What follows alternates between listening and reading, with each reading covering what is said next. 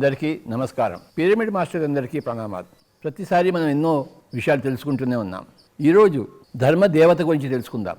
ఈ సృష్టి అంతా కూడాను ధర్మదేవతతో నడిపించబడుతోంది. ధర్మాన్ని తెలుసుకున్న వాళ్ళందరూ కలిసి ధర్మదేవతగా తయారవుతారు.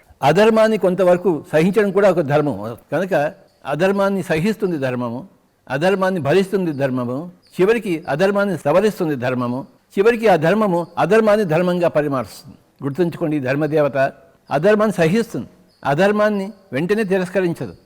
కానీ కానీ కానీ అంటుంటుంది.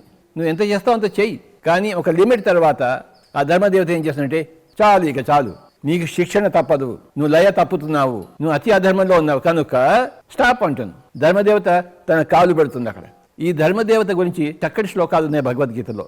పరిత్రాణాయ సాధూనాం వినాశాయ చ దుష్కృతాం ధర్మ సంస్థాపనార్థాయ సంభవామి యుగే యుగే.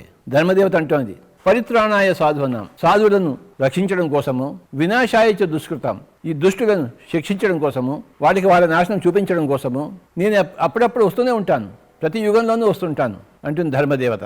సంభవామి యుగే యుగే. ఎందుకు వస్తుంటాను? ధర్మ సంస్థాపనార్థాయ, ధర్మాన్ని తిరిగి ప్రతిష్ఠింపజేయడం కోసం. నేను అప్పుడప్పుడు వస్తుంటాను, ప్రతిరోజు రాను, తీర్పు చెప్పను, కానీ అప్పుడప్పుడు వచ్చి తీర్పు చెప్తాను. అధర్మం మితిమీరిపోయినప్పుడు, ధర్మం క్షీణించినప్పుడు నేను వస్తూనే ఉంటాను. ఎవరయ్యా ధర్మదేవత అంటే government of the world, government of the creation. ఈ సృష్టి అంతా కూడాను ఒక వైట్ బ్రదర్హుడ్ వల్ల, సత్యలోక వాసుల ద్వారా ఇది నడపబడుతోంది, పరిరక్షింపబడుతోంది. ఈ భూలోకం ఎలా ఉందో సత్యలోకం ఎలా ఉంది. ఆ సత్యలోక వాసులు ఉన్నారు, లక్షల మంది వాసులు ఉన్నారు సత్యలోక వాసులు, అలాగే లక్షల మంది భూలోక వాసులు ఉన్నారు, వాళ్ళందరూ కలిపి వైట్ బ్రదర్హుడ్ అంటారు. That is the government of the world, government of the whole creation. మొత్తం సృష్టి యొక్క ప్రభుత్వం. ఎలాగైతే భారతదేశానికి ఒక ప్రభుత్వం ఉందో, ఒక ప్రెసిడెంట్, ఒక ప్రైమ్ మినిస్టర్, ఒక క్యాబినెట్ మినిస్టర్స్, పెద్ద యంత్రాంగం ఉందో గవర్నమెంట్ ఆఫ్ ఇండియా, అలాగే government of the whole creation ఉంది. ఆ గవర్నమెంట్ యొక్క హోల్ ప్రభుత్వం ఎక్కడుందా అంటే ఆ సత్యలోకాల్లో ఉంది. అక్కడి నుంచి అందరి యొక్క జీవితాలు సవరింపబడుతున్నాయి. అవి మితిమీరిపోయినప్పుడు, అధర్మం పెళ్ళుబికినప్పుడు ఆ ఉక్కు పాదం వస్తుంది. ఎలాగైతే ద్రౌపది వస్త్రాపహరణం జరుగుతున్నప్పుడు కృష్ణుడు వచ్చే వస్త్రాలు ఇచ్చాడో, యూ కెనాట్ డూ దిస్ అన్నాడు శ్రీకృష్ణుడు. కనుక ద్రౌపదికి మానభంగం కాలేదు, వస్త్రాపహరణం జరగలేదు.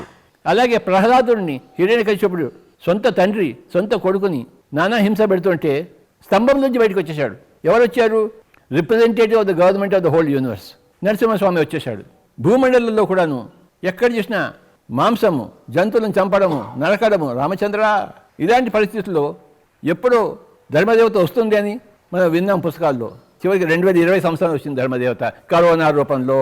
ఎందుకు వచ్చింది అంటే దుష్ట శిక్షణ, శిష్ట రక్షణ. దుష్ట శిక్షణ అంటే చెడు చేసే వాళ్ళకి, అధర్మంలో ఉండే వాళ్ళకి శిక్షణ, ట్రైనింగ్. ఎలా ఇస్తుంది ట్రైనింగ్ అంటే నువ్వు రోగం వస్తుంది, నీకు చావు వస్తుంది. శిష్టులకు రక్షణ ఇస్తుంది. ఎవరైతే ధర్మ మార్గంలో ఉన్నారో వాళ్ళు శిష్టులు, అధర్మ మార్గంలో వాళ్ళు దుష్టులు. మన ఇంట్లో ఎవరైనా దొంగతనం చేసినప్పుడు చిన్న చిన్న దొంగతనాలు మనం పట్టించుకోము. పెద్ద దొంగతనాలు అయితే మితిమీరిపోతే అప్పుడు పోలీసులు పట్టిస్తాం మన ఇంట్లో ఉన్న వాళ్ళని. మన పిల్లలు తప్పులు చేస్తే మనం వెంటనే పాపాలు పట్టించుకోము. పెద్ద తప్పు చేస్తే మటుకు మన పిల్లల్ని అయితే మనం శిక్షిస్తాం. వాడు నేర్చుకుంటాడులే అంటాం అన్నమాట. అంటే మనం ఓపిక పడతాం, సహనంతో వాడు నేర్చుకోవడానికి సమయం ఇస్తాం. అలాగే ధర్మదేవత అధర్మంలో వాడికి సమయం ఇస్తుంది, కానీ కొంత సమయం మిగిలిపోయిన తర్వాత తన ఉక్కుపాదం పెట్టి ఇంతకన్నా చేయడానికి వీల్లేదు మీరు అంటుంది ధర్మదేవత. ఈ ధర్మదేవత గురించి కొద్దిగా తెలుసు. ఈ కళ్ళకి పట్టీ కట్టు ఉంటుంది, తర్వాత ఒక త్రాసు ఉంటుంది. ఈ రెండింటికి కూడా ఎంతో అర్థం ఉంది.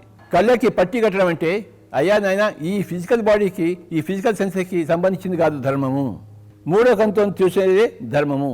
మూడో కన్ను ఎప్పుడు తెరుచుకుంటుంది? 2 కళ్ళతో చూడడం మానేస్తేనే మూడో కన్ను తెరుచుకుంటుంది.